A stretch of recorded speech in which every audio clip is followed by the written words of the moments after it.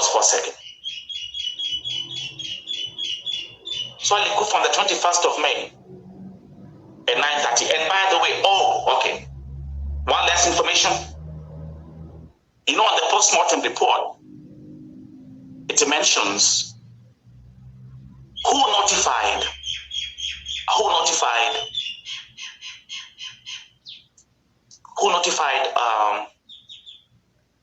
the hospital about the death of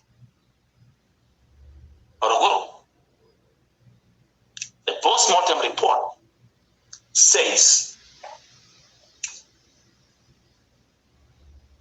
a police officer and nothing else. I think it says police. It says Nairia Police. That's a police post in that area.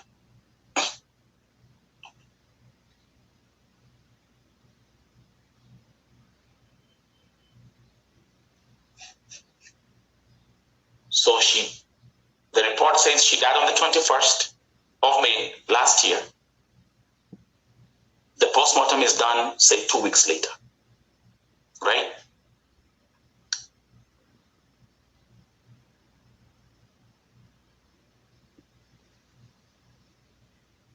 Number one, allow me to say, because I was reading everything very carefully and taking notes. Allow me to say, they even documented her passport details wrong in the postmortem.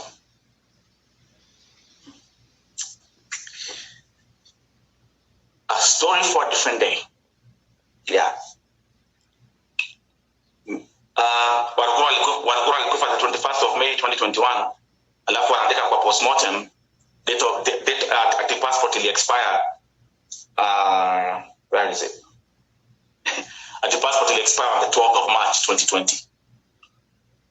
Guys, talk about small details.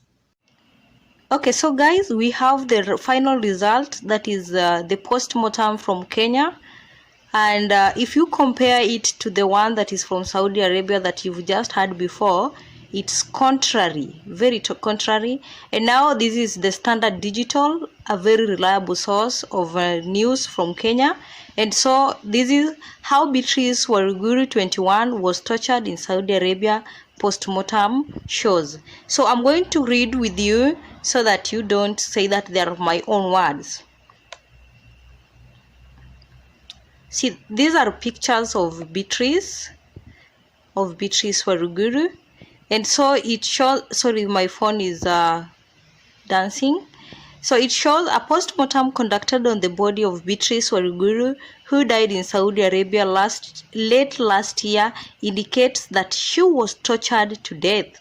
Waruguru's neck had been strangulation marks and her body was dehydrated and undernourished by the time she died. The autopsy conducted at the Kenyatta University Funeral Home showed. The autopsy suggested that a rope was used in strangling her. At the same time, her body was feeble from prolonged starvation, said her kin Mercy Wambui. I think this is her twin sister. A pathologist in the report summarized that Beatrice was tortured to death. Her eyes, pathologist confirmed, had been gouged out, and torture marks, including burn scars, were also visible on different parts of her body. And as we keep reading, family says 21-year-old girl who died in Saudi Arabia was tortured. Body arrives at JKF from Saudi Arabia, but family refuses to pick it. Kenyan detained in Saudi Arabia over trafficking claims returns empty. Blacklist Saudi Arabia. The Thursday afternoon autopsy was conducted by two pathologists and witnessed by a police officer and family members. Sometime in December last year, Waruguru 21 communicated, I think they meant 2020, communicated with her family reporting that she was being tortured by her employers in Saudi Arabia.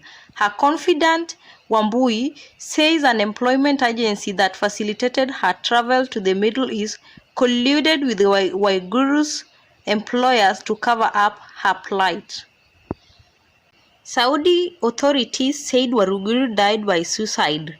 James Mathenge, who is also Waruguru's relative, said their kin would call regularly in late 2020 while in tears, narrating how she was being mistreated in the Middle East nation. At one time, she told us that her employer had burnt her using a hot iron box. On Wednesday, May 11th, the family, for several hours, refused to sign a form that would allow them to collect Waruguru's body. They said they were being forced to sign the form without first ascertaining whether the body was that of their kin.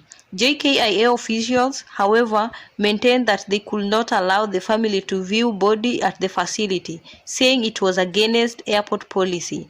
Waruguru left Kenya for Saudi Arabia in February 2021 but died under unclear circumstances in December that year. When Waruguru's family arrived at the JKIA Wednesday, May, that is 11th, they were told to first sign body receipt forms before her remains could be handed over to them. Waruguru's employment representative was supposed to witness the signing of body receipt documents. We were told that we could only view the body after signing the receipt documents, said Mercy Wanjiru, the deceased mother. The body, which I'm not sure is that of my daughter, had been wrapped like a luggage. The airport officers told us to accept it and go view it at the mortuary, she added on Wednesday. Wanjiru said at the same time that they won't accept body which wasn't their kin's persons.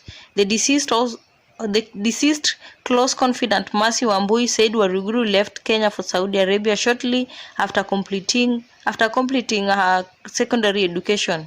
She never told me how she secured the deal to travel to Saudi Arabia, Wambui added. She, however, suspects that Waruguru was directed to an employment agency by a broker.